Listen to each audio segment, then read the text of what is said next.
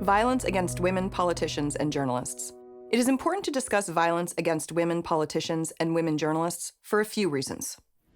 Number one, the abuse, harassment, and intimidation we see directed toward women politicians is very similar to the categories of behavior we see in abusive personal relationships. Number two, while women politicians have been the targets of abuse, harassment, intimidation, and violence for years, women journalists are experiencing a greater than ever volume of abuse, harassment, intimidation, and violence. The experience is significantly worse in volume and tone for racially marginalized women, gender and sexually diverse people, disabled women, and certainly if one's identity intersects in multiple ways. And number three, subjecting women to this kind of behavior is a threat to both democracy and to a free press, as victims and survivors of this abuse reduce their presence on social media, stop writing about or talking about various issues, consider leaving journalism or politics, and actually do leave journalism or politics. Online abuse, harassment, intimidation, and violence is costing women their productivity and impacting their mental health. There's been a sea change in the last 5 or 6 years, at least from my experience, in terms of social media and the amount of the torrent of abuse that comes towards people. Anybody speaking out about just about any issue, it seems to be the degree of it, increases with. When it's a female or a person of color, like I see it in the newsroom, and if those voices can't be heard, if the personal cost is so great, that's a real problem, because there are issues that need to be talked about, and being quiet about it isn't going to fix anything. So it's something that we're going to have to deal with, like as a society, not just in terms of the media and journalism. The whole thing of patriarchy and that sort of thing is that they just want women to shut up and be in the kitchen, barefoot in the kitchen. And it's that idea of taking people's voices away, and almost in a sense control, right? You're controlling what can be said, or, you're in your own little way, trying to stop the conversation. Interestingly enough, it's almost like the more important the conversation is, the more, the more it impacts people, the louder the voices are to shut up. Look, I think there's a base level of harassment that journalists just live with day to day now, and it's deeply unfortunate for all kinds of reasons. And one of which is we play this particular role in a democratic society in terms of informing the public and holding people of power to account. And a lot of this is designed to try to get us to stop doing that job for whatever the motive is of the person who's doing it. But as I said before, there's sort of levels of this, right? So, women tend to get it worse than the men. People of color get it worse than Caucasian reporters. And then if you check all the boxes, if you are a female and a visible minority, for instance, you're just going to get it a whole lot worse. And there are lots of cases, and a lot of my colleagues in broadcast in particular, but also in print, who just get outright targeted for it. And it's so interesting because like there's a couple of columnists at the Toronto Star who are women of color. And depending on who they are, it's also obvious, this person is a Muslim or this person is a Sikh or something. And then that also becomes the target. So the harassers will target their sexual identity, or try to. They will target their racial identity, usually with racial epithets and so on. And then if they're say, there was a couple ugly incidences last year with some folks in Toronto where the target also happened to be Muslim. And so a lot of it, really like old school, Islamophobia, you must be a terrorist, or making fun of the fact that they may wear a headscarf or something. It just escalates. They pick on any little thing that they know will make the target feel unsafe. This has been some of the other challenge for me in this. It kind of plays itself out on social media, but there's been so much mind games, I would say. It's not criticism. It's not valid political criticism. Mind games get played, and you try and describe why what they're doing is misogyny because they're not criticizing any of my colleagues, my male colleagues, in the same way for the same thing. They're coming at me And I didn't know what hit me.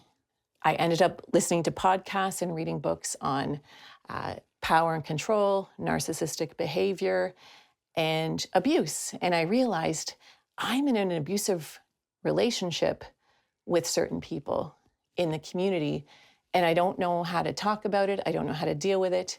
And although I'm in a position of power, they also got me. They're my residents. I can't call it out. I can't say what it is.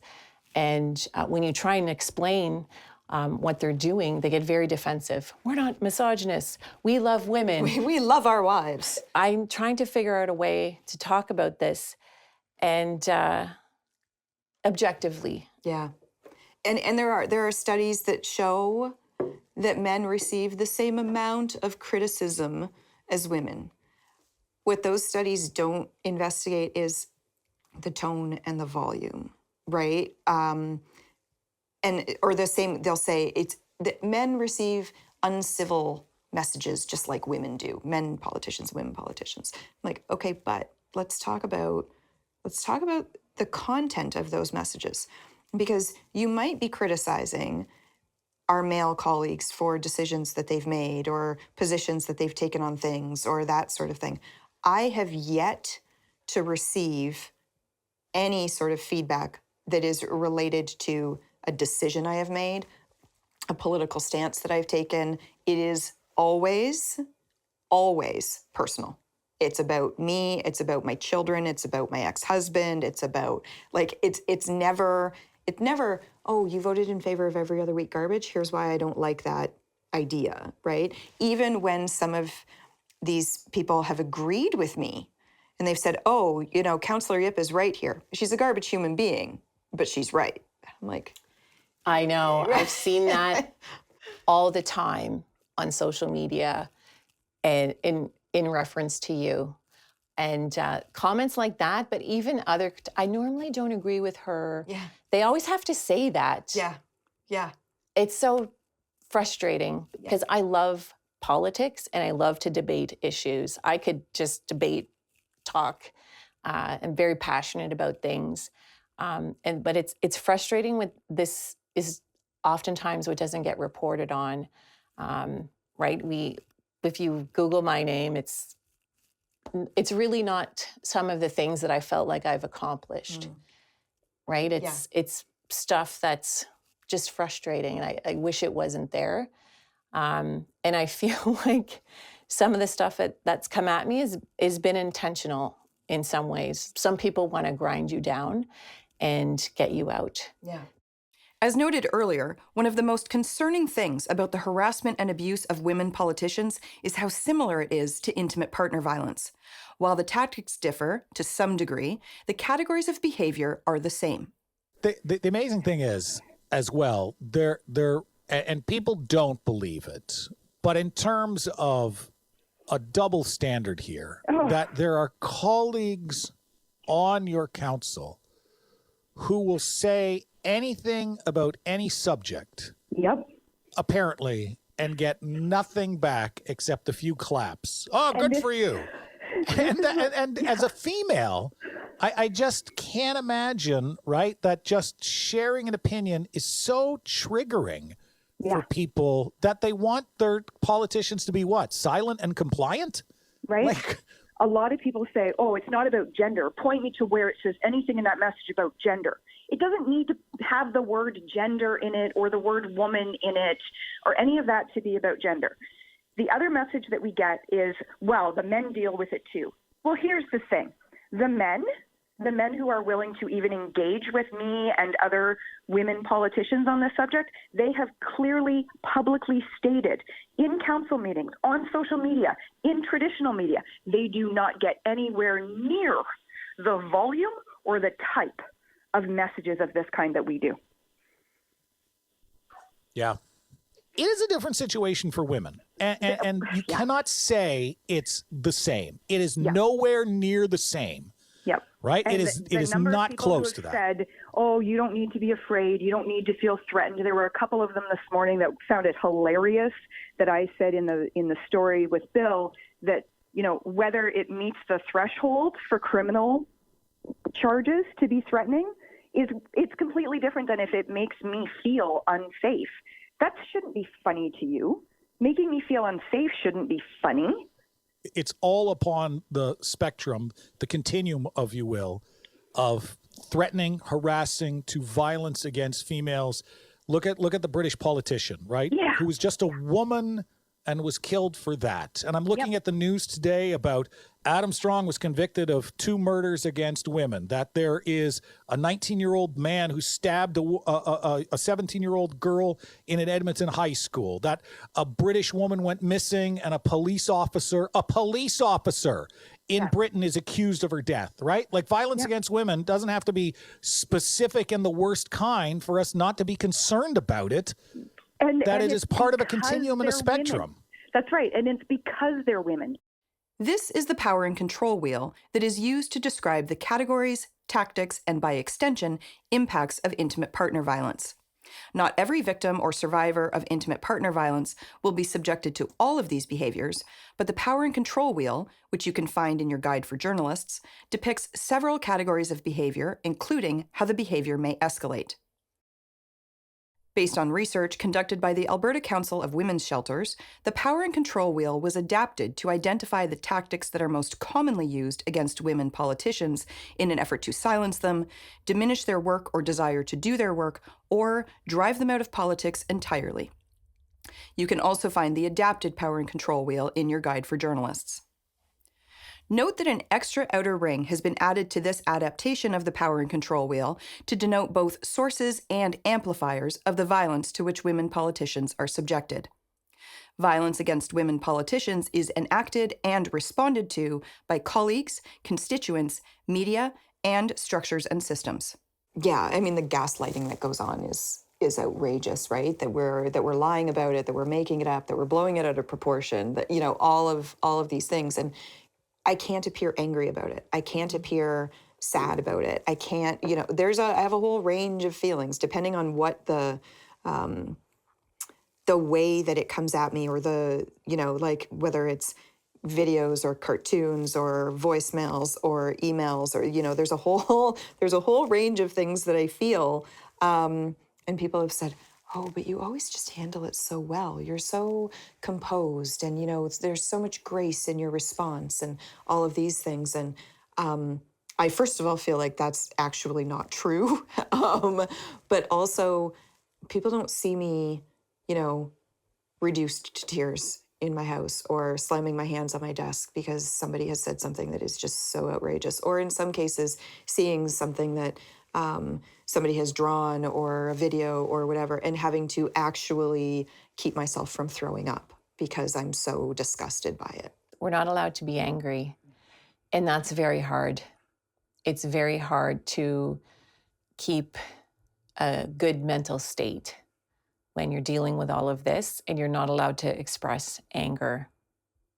When the rock came through the window and there was the spray paint on my house, I did respond with humor both times initially.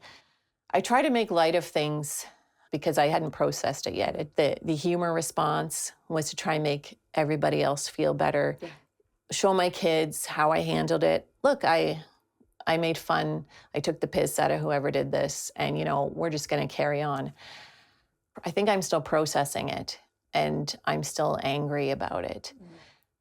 My son, who, he's 16, and things will happen, and he'll, see something over my shoulder, or I'll have just heard something, and I, he knows that something is going on, and he's a very even-tempered, pretty easygoing kid. And every now and then something will happen, and then a couple hours later I'm like, Bud, why are you behaving like this? This is not, and he'll go, oh, well, that email, or and he's angry, and he doesn't know how to process that because someone is attacking his mom.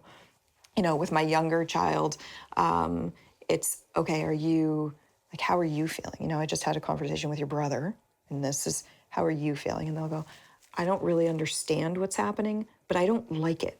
It makes me feel uncomfortable, right? And there's certainly the people who are engaging in this kind of behavior against us, they don't care what our family thanks. I don't care about the impact on our children or husband or ex-husband or, those sorts of things. But it's there needs to be an acknowledgement that there is an impact on our families, and that's not okay. It's not appropriate. There is a balance to be found in covering and discussing harassment and abuse directed at women politicians. Not every instance needs to be covered by the media and would only serve to continue to victimize the politician who is the target. That said, it is important for the general public to be aware of the environment in which women politicians are currently forced to operate. As was seen most tragically with Jo Cox, a British MP, the harassment, abuse, and intimidation described in the Power and Control Wheel adapted by the Alberta Council of Women's Shelters can escalate. Jo Cox was murdered by Thomas Mair, who held views that provided him with a motive, utterly misplaced of course, to kill her. In Niagara, behavior endured by women and racially marginalized politicians and public servants includes harassment via social media platforms, email, and telephone, sexual harassment and innuendo, racial epithets directed at children of politicians, sexually suggestive voicemails, threatening behavior, graffiti on homes, and rocks through windows. I mean, I don't feel, when this stuff is coming at me, I don't feel like I'm in a position of power at all. At all. It is definitely people who they're seeking maximum pain, right? Talking about my dead sister, saying things, emailing me things like, it's no wonder your sister killed herself. Yeah. It's really difficult to vocally push back against that kind of stuff because as a politician, you are actually in a role that is considered to be power. And so how is that taken by the media and the public, right? Oh, you're trying to shut people down and shut people up. And there's been a few things that have happened that I've sought legal advice. And lawyers have said, it's absolutely a case you could win. Consider the impact of that, right? That you're giving this person more of a platform. Yes. That there will be media coverage and what's that going to look like, right? And all of these other things where it's like, okay, I will just suck it up like it doesn't bother me.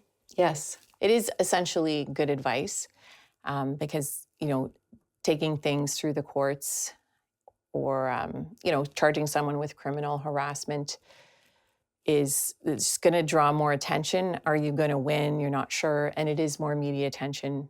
And then you're just attracting more opinions to it and you're opening yourself up for more abuse. We're in a workplace in a sense, but we don't really have any workplace protections because we're considered a board. Mm-hmm. And so workplace violence and harassment policies at a provincial level don't really apply to us. And, there's debates on blocking constituents. And I've blocked a few people a few times because they just constantly harass me. And then I get threatened that they're going to sue me for blocking them, even though they can still reach me by email and they could call me, but they just want to constantly chip away at me. Mm-hmm. And, then when I block them, they act like they're the victim. Yeah. While much of what precedes is about women politicians, there are many authors who are drawing parallels between women politicians and women journalists in terms of the abuse they endure and its impacts. The Women's Media Center, in a 2019 report, calls it out plainly and says that taking online harassment seriously is at the core of an inclusive newsroom and a critical step toward ensuring free speech for all. If you can't stand the heat, don't go in the kitchen, or if you don't want to be mocked, then don't have a public-facing job or don't do the work that you do. For us, I think a lot of journalists kind of thought that for a long time, but there's a newspaper in the States called the Capital Gazette. And there was a guy who was harassing their editorial staff. He was a huge Trump supporter, didn't like their coverage of then President Trump. And he was a long-known person to harass their journalists, by email, by phone, social media, that kind of thing. And one day he showed up with a shotgun and killed 5 people. And I think 3, you have to check, but I think 3 of the Capital Gazette victims were reporters. There was a person in sales and a manager. He was just killing people indiscriminately. And when that happened, security across newsrooms in North America changed overnight. And we all started to take this stuff a lot more seriously because it has consequences. Whereas in the past, it might have been a one-off thing. One guy or one crank sends you a hate message, you send that to police, it gets dealt with the way it gets dealt with.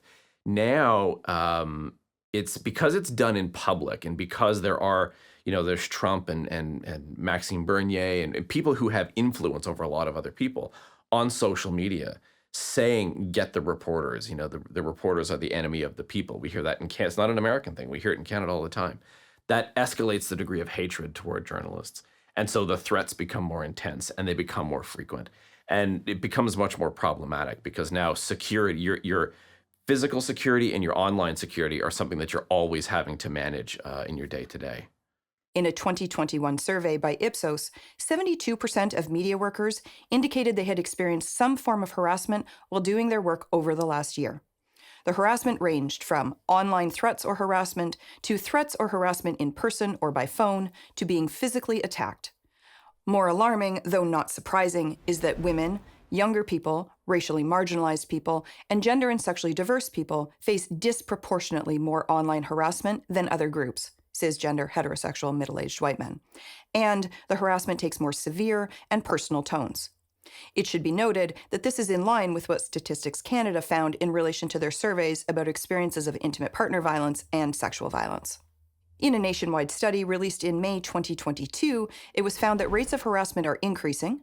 Non-binary and transgender people are more likely than other groups to experience online harassment.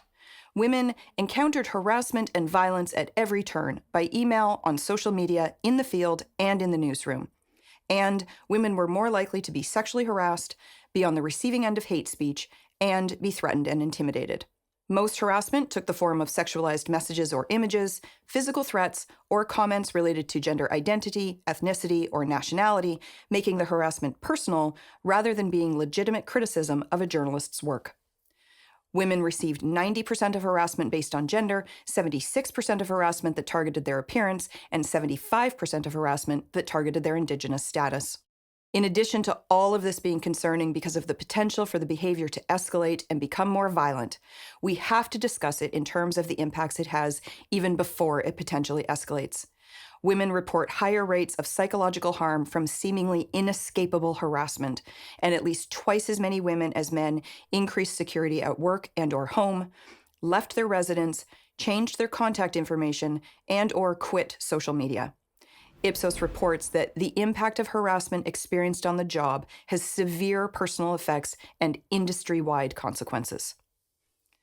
Queer feminist author Laurie Penny has said, "People talk unironically of their right to free expression while doing everything in their power to hurt, humiliate, and silence any woman with a voice or a platform, screeching abuse at us until we back down or shut up.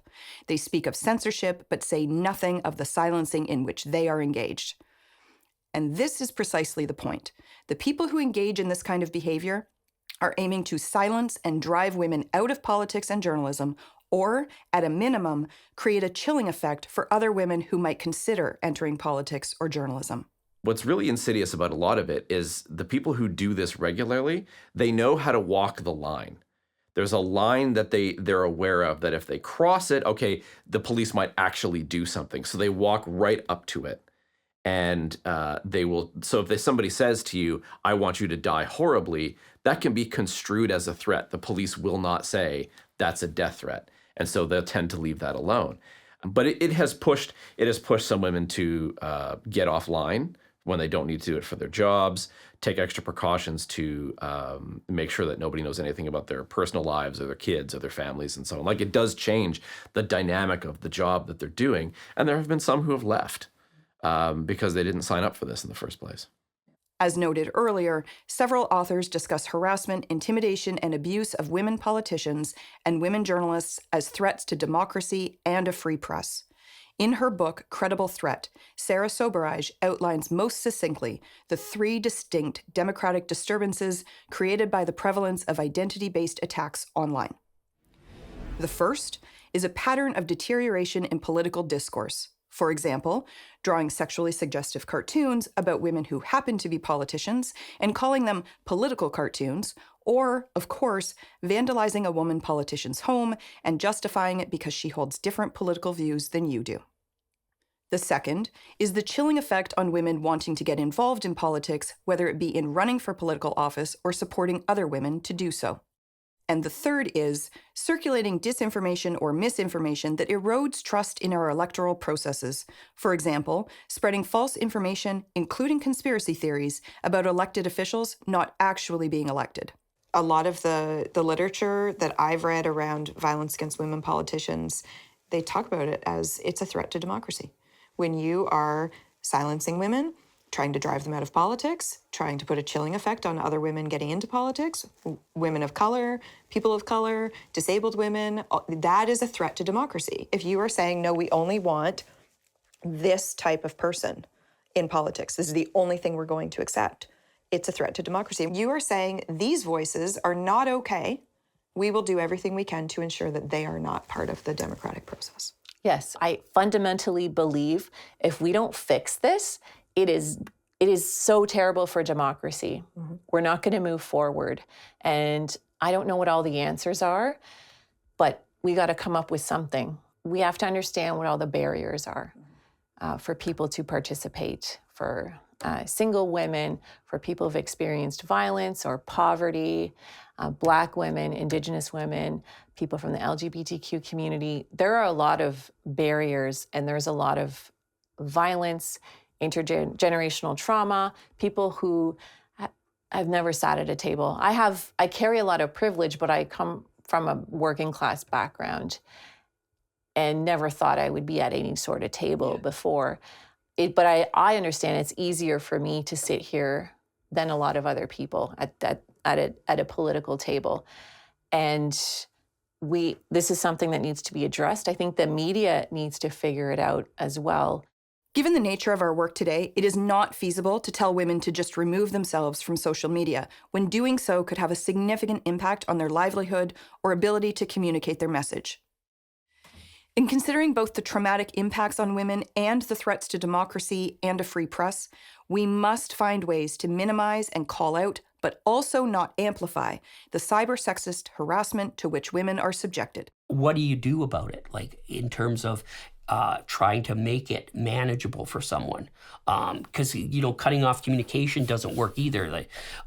Because of the nature of what we do, you need to be, have the public has to be able to kind of get to you, get information to you. The problem is that also opens the door for people who are abusive. I like that the kind of the cards are on the table now, that there's no just ignore it, it'll go away.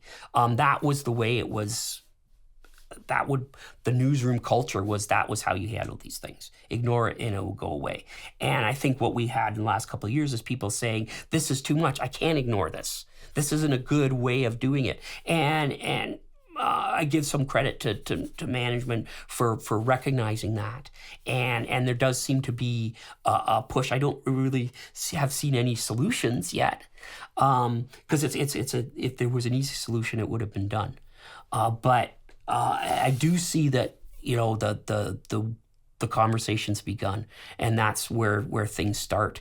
We need women to report. We need that, their lens, their life experiences. That makes it's really important part of sitting around the table, and we absolutely need that. And the newspaper is better, the journalism is better for it.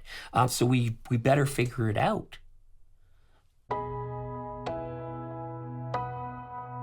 Key takeaways. Online abuse, harassment, intimidation, and violence is costing women and gender and sexually diverse people their productivity and impacting their mental health. Online violence experienced by women politicians and women journalists is a threat to democracy and a free press, and it is very similar to the categories of behavior we see in intimate partner violence. It is unrealistic to tell women and gender and sexually diverse people to remove themselves from social media. When covering stories about online abuse, harassment, intimidation, and violence, consider how to educate the public about the experiences to which women and gender and sexually diverse people are subjected without also amplifying the messages of abusers. Understand the relationships between inclusivity, online harassment, and free speech, and how they impact each other.